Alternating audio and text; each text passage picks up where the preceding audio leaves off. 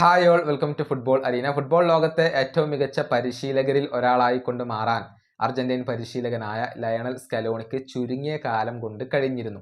അത്രയേറെ നേട്ടങ്ങളാണ് അദ്ദേഹം അർജന്റീനയ്ക്ക് വേണ്ടി നേടിക്കൊടുത്തിട്ടുള്ളത്.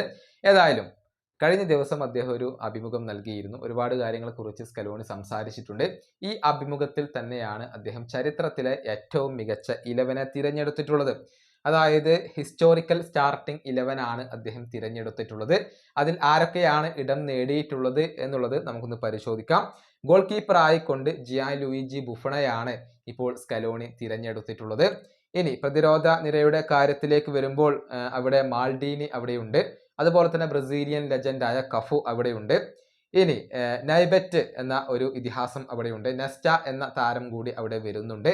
ഇനി മധ്യനിരയുടെ കാര്യത്തിലേക്ക് വരുമ്പോൾ മൗറോ സിൽവ സ്കലോണിയുടെ ഈ ഒരു 11-ൽ ഇടം കണ്ടെത്തിയിട്ടുണ്ട്. അതുപോലെ തന്നെ FC ബാഴ്സലോണയുടെ സ്പാനിഷ് ഇതിഹാസങ്ങളായ ആൻഡ്രസ് ഇനിയസ്റ്റ, ചാവി എന്നിവരും ഇപ്പോൾ ഈ ഒരു മധ്യനിരയിൽ ഇടം കണ്ടെത്തിയിട്ടുണ്ട്. മുന്നേറ്റ നിരയുടെ കാര്യത്തിലേക്ക് വരുമ്പോൾ തീർച്ചയായും അവിടെ ലയണൽ മെസ്സി ഉണ്ട്. മെസ്സിക്കൊപ്പം ക്രിസ്ത്യാനോ റൊണാൾഡോയെ കൂടി ഉൾപ്പെടുത്താൻ ഇപ്പോൾ സ്കലോണി ശ്രദ്ധിച്ചിട്ടുണ്ട് എന്നുള്ളതാണ്. കൂടാതെ ബ്രസീലിയൻ ഇതിഹാസമായ റൊണാൾഡോ നസാരിയോ കൂടി അവിടെ വരുന്നു.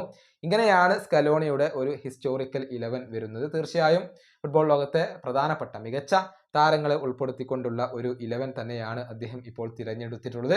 ഈ 11മായി ബന്ധപ്പെട്ട നിങ്ങളുടെ അഭിപ്രായങ്ങൾ നിങ്ങൾക്ക് കമന്റ് ബോക്സിൽ പങ്കുവെക്കാം.